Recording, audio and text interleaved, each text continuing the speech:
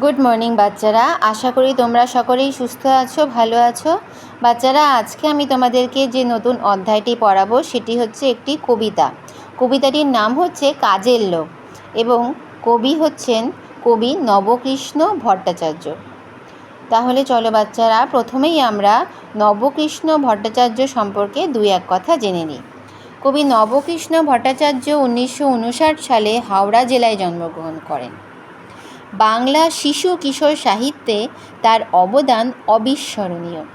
তার রচিত শিশু মনের উপযোগী ছড়া ও কবিতাগুলি বিশেষ বার্তাবহী, অর্থাৎ তার রচিত কবিতা ও ছড়াগুলি প্রত্যেকটি আমাদেরকে নতুন কিছু শিখিয়ে থাকে, নতুন কোনো বার্তা দিয়ে থাকে।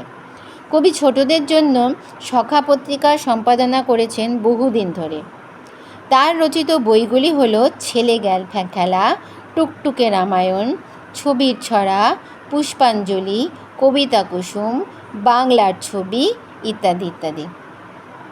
তাহলে বাচ্চারা, এই ছিল হচ্ছে কবি পরিচিতি।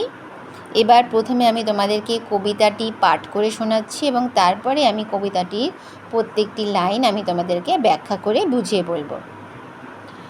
কাজের লোক।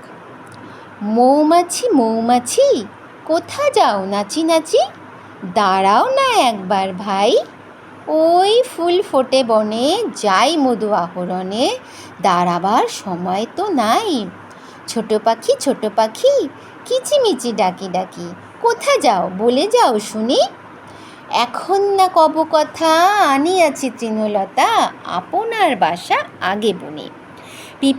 পিপিলিকা দলবল ছাড়ি একা, কোথা যাও যাও ভাই শুনি, শীতের সঞ্চয় চাই, খাদ্য খুঁজিতেছি তাই, ছয় পায়ে পিলপিল চলি। বাচ্চারা, এই ছিল হচ্ছে পুরো কবিতাটি। এবার এই কবিতাটির প্রত্যেকটি লাইন ধরে তোমাদেরকে আমি বুঝিয়ে বলছি। এই কবিতাটির মাধ্যমে কবি নবকৃষ্ণ ভট্টাচার্য কর্মমুখর জীবনের কথা বোঝাতে চেয়েছেন। এই কবিতাটির মাধ্যমে কবি দেখিয়েছেন যে একটি বাচ্চা ছোট্ট মেয়ে, সে কতগুলি পোকামাকড়ের সঙ্গে, পাখির সঙ্গে কথা বলতে চাইছে, কিন্তু তারা সবাই এত ব্যস্ত যে তাদের কারোর কাছেই সময় নেই। প্রথম লাইনেই আমরা দেখতে পাই একটি বাচ্চা মেয়ে মৌমাছির সঙ্গে কথা বলতে চাইছে। বাচ্চা মেয়েটি বলছে, মৌমাছি মৌমাছি, কোথা যাও নাচি নাচি, দাঁড়াও না একবার ভাই। বলছে, মৌমাছি মৌমাছি, তুমি নেচে নেচে কোথায় যাচ্ছ, তুমি একটিবার দাঁড়িয়ে যাও, তুমি একবার বলে যাও তুমি কোথায় যাচ্ছ, তুমি একটিবার আমার সঙ্গে কথা বলে যাও। কিন্তু মৌমাছি কি দাঁড়াচ্ছে? মৌমাছি তার উত্তরে কি বলছে, ওই ফুল ফোটে বনে, যাই মধু আহরণে, দাঁড়াবার সময় তো নাই। কিন্তু মৌমাছির কাছে দাঁড়াবার সময় নাই। কেন? কারণ মৌমাছিটি ওই বনের মধ্যে যে ফুল ফুটেছে, সেই ফুলের মধ্যে যে মধু রয়েছে, সেই মধু আহরণ করতে যাচ্ছে। আহরণ বলতে সেই মধু সঞ্চয় করতে, কালেক্ট করতে সে যাচ্ছে। আমরা সকলেই জানি যে মৌমাছি ফুলে ফুলে ঘুরে ঘুরে মধু সঞ্চয় করে থাকে, সেই কাজটি মৌমাছি করতে যাচ্ছে। তাই মৌমাছি ভীষণ ব্যস্ত, তাই তার দাঁড়াবার সময় নেই। এরপরে বাচ্চা মেয়েটি ছোট পাখিকে বলছে, ছোট পাখি কিচিমিচি ডাকি ডাকি, কোথা যাও বলে যাও শুনি।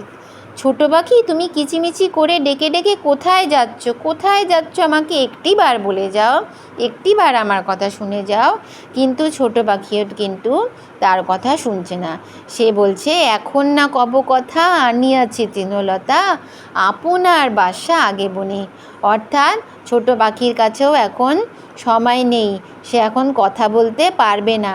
সে তৃণলতা মানে ঘাস লতা পাতা নিয়ে এসেছে নিজের ঘর তৈরি করার জন্য, নিজের পাখির বাসা মানে নীড় তৈরি করার জন্য, নীড় মানে পাখির বাসা তৈরি করার জন্য সে তৃণলতা নিয়ে এসেছে। তাই সে খুব ব্যস্ত, তার কাছে সময় নেই কথা বলার মতন বা দাঁড়ানোর মতন।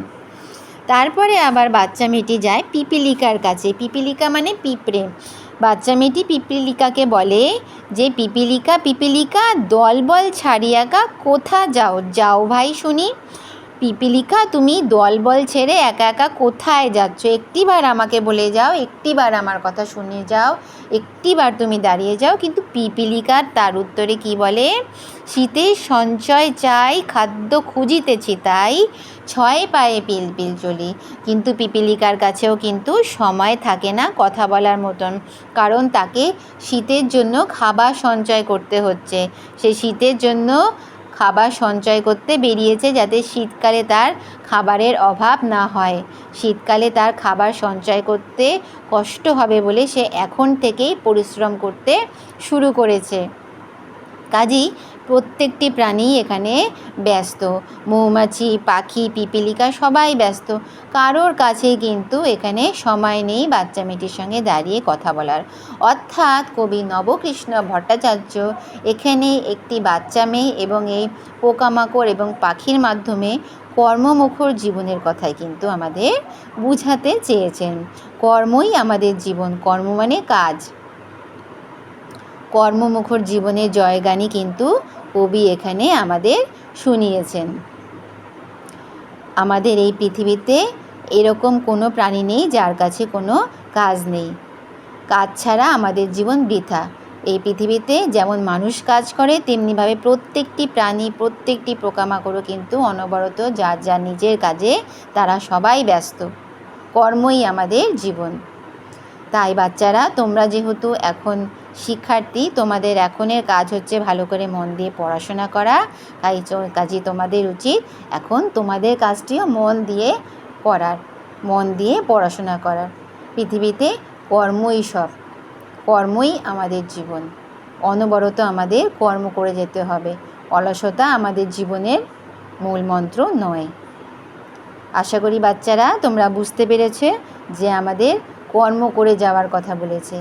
এই পৃথিবীতে কেউ যেন অলস হয়ে বসে না থাকে, সারাক্ষণ যেন আমরা কর্ম করে যেতে পারি আমাদের জীবনকে, তবেই আমরা সুন্দর করে গুছিয়ে গড়ে তুলতে পারবো। তাহলে বাচ্চারা, আজকের ক্লাস এখানেই শেষ করছি। Thank you.